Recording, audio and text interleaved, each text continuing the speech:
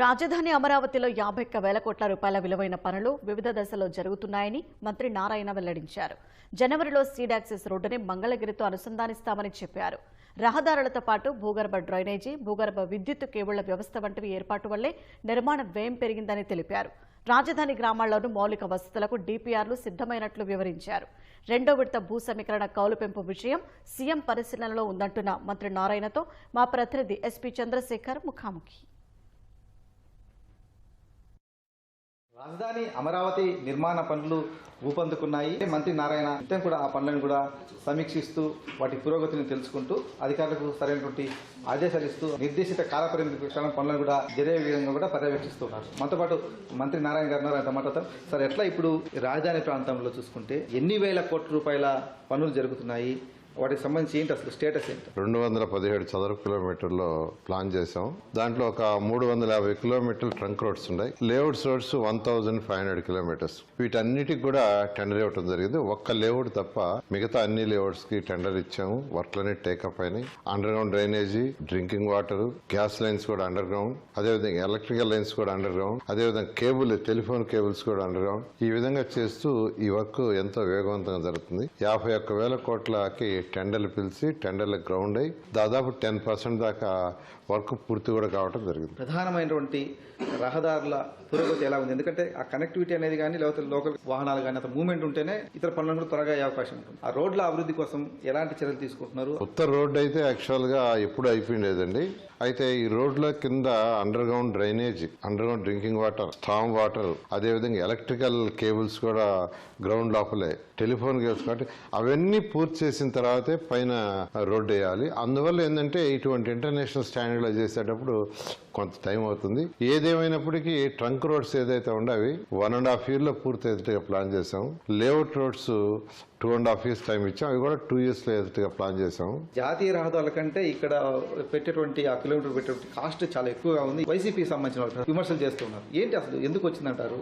అంత ఖర్చు ఎందుకు మనం పెట్టాల్సి? జాతీయ రహదారుల్లో అండర్ గ్రౌండ్ డ్రైనేజ్ ఉండదు. కింద కేబుల్స్ ఉండవు. ఏ కేబుల్స్? ఎలక్ట్రికల్ కేబుల్స్ అన్ని పైన పోతుంటాయి. అదేవిధంగా టెలిఫోన్ లైన్స్ కింద ఉండవు. Drinking water lines national highway కింద వాడు. ఇక్కడొచ్చి సోషల్ ఇన్ఫ్రాస్ట్రక్చర్, ప్రజలు నివసించడానికి ఉండటానికి కావాల్సిన సోషల్ ఇన్ఫ్రాస్ట్రక్చర్ చేస్తున్నాం కాబట్టి ఆ కాస్ట్ ఈ కాస్ట్ తో కంపేర్ చేయాలి. సీడ్ యాక్సెస్ రోడ్ కానీ లేకపోతే మంగళగిరి నుంచి కనెక్టివిటీ కానీ వీటికి సంబంధించి లేకపోవడం వల్ల కొన్ని ఇబ్బందులు వస్తున్నాయి అంటారు. ఎట్లా దానికి సంబంధించి పురోగతి ఏంటి? Number 1 western bypass road almost అయిపోయింది. 2 బాటిల్ నెక్స్ ఉన్నాయి, అవి కూడా వర్క్ జరుగుతుంది. సంక్రాంతికి హ్యాండ్ ఓవర్ చేస్తే గుంటూరు నుంచి అమరావతికి రావాలనుకున్న వాళ్ళు గుంటూరులో నేషనల్ హైవే ఆడగానే ఎక్కితే E8 కింద దిగేస్తారు.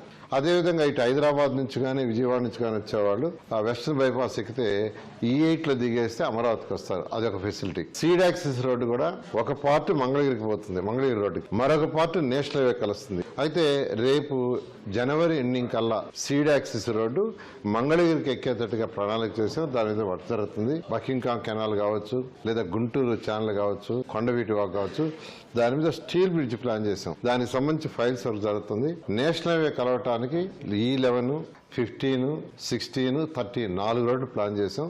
అందులో 2 రోడ్లకు ఆల్రెడీ టెండర్ ఇచ్చి వర్క్ కూడా స్టార్ట్ అయింది. దాదాపు 1 year 1.5 years లో అది కంప్లీట్ అవడం జరుగుతుంది. అఖిల భారత సర్వీస్ అధికారుల క్వార్టర్స్ కావచ్చు, ఎమ్మెల్యే క్వార్టర్స్ కావచ్చు, ఇవన్నీ కూడా ఫిజికల్ స్ట్రక్చర్ అంతా కూడా గతంలోనే పూర్తి అయిపోయింది. సో ఎందుకు అవి మనం అందుబాటులోకి తీసుకురాకపోతున్నాం? ఏంటి అసలు అక్కడ ఏం వర్క్ జరుగుతుంది? ఏంటి 2014-19లోనే మేజర్ స్ట్రక్చర్ అయినాయి. అయితే గత ప్రభుత్వం లాస్ట్ 5 years లో ఇది ఏదైతే కాంట్రాక్ట్లు ఉండారో ఆ కాంట్రాక్ట్ క్లోజ్ చేయాల, వాళ్ళకి డబ్బులు ఇవ్వాల.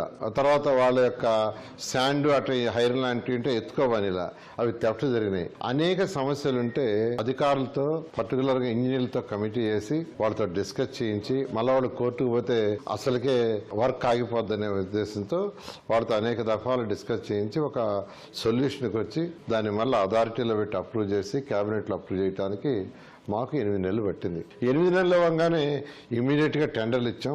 ఇది భవనాలకు ఇచ్చాము, రోడ్లకు ఇచ్చాం, డ్రైన్కి ఇచ్చాం. ఈ లోపల వర్షాలు రావటం ఒక 4 నెలలు వర్షాలతో. అయితే వర్షాలు బాగానే వర్క్ టేకప్ చేశారు. ఎంతో వేగవంతంగా చేస్తున్నారు. ఈ భవనాలన్నీ కూడా మార్చ్ ఎండింగ్ లోపల కంప్లీట్ చేసి అధికారులు ఇవ్వడానికి ప్రయత్నిస్తున్నారు. ఉద్యోగులకు సంబంధించిన బిల్డింగ్స్ కూడా ఉన్నాయి. సో వాళ్ళందరూ కూడా దాదాపు 5,000 మంది ఉద్యోగులు ఎంతమంది వచ్చి ఇక్కడ పనిచేస్తే ఇక్కడ ఉంటే కనుక కొంత ఎకనామిక్ యాక్టివిటీ కూడా ఈ ప్రాంతంలో డెవలప్ అయ్యే అవకాశం ఉంది కదా. సో వాళ్ళు ఎప్పుడు లోపల వచ్చే అవకాశం ఉంది? నెక్స్ట్ అకాడమిక్ ఇయర్ కన్స్ట్రక్షన్ జరుగుతుంది, ప్రతి దగ్గర క్లబ్ హౌసెస్.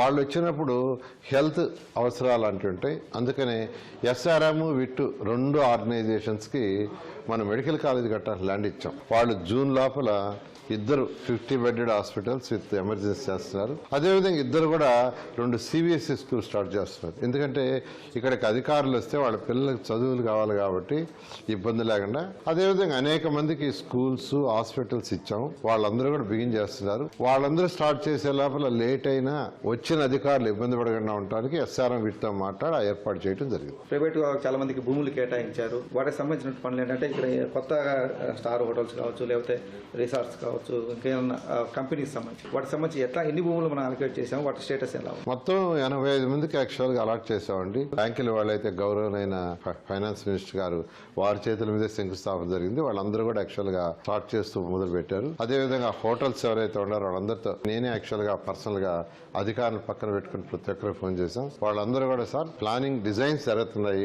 ఆ డిజైన్ సబ్మిట్ చేస్తాం, సబ్మిట్ చేసిన తర్వాత వర్క్ స్టార్ట్ చేస్తాం. అంటే ప్రాక్టికల్గా వాళ్ళందరితో మాట్లాడిన తర్వాత నాకు అర్థమైంది ఏంటంటే వీళ్ళందరూ కూడా మార్చి లోపల మెజారిటీ స్టార్ట్ చేస్తారు. గ్రామాల అభివృద్ధికి సంబంధించి ఏంటంటే DPRలు కూడా సిద్ధం చేశామని చెప్తున్నారు. ఇది ఎలాంటి సౌకర్యాలు అక్కడ గ్రామాల్లో కల్పించబోతున్నాం? Drinking water, underground drainage, తర్వాత వచ్చి రోడ్డు, లైట్స్, ఇవన్నీ కంప్లీట్ చేయడానికి, మళ్ళీ స్టామ్ వాటర్ వర్షం వస్తే నీళ్లు పోవటానికి చేయటానికి ప్రణాళిక ఎప్పుడూ రచించామండి. అయితే లెవెల్స్ ఇంపార్టెంట్.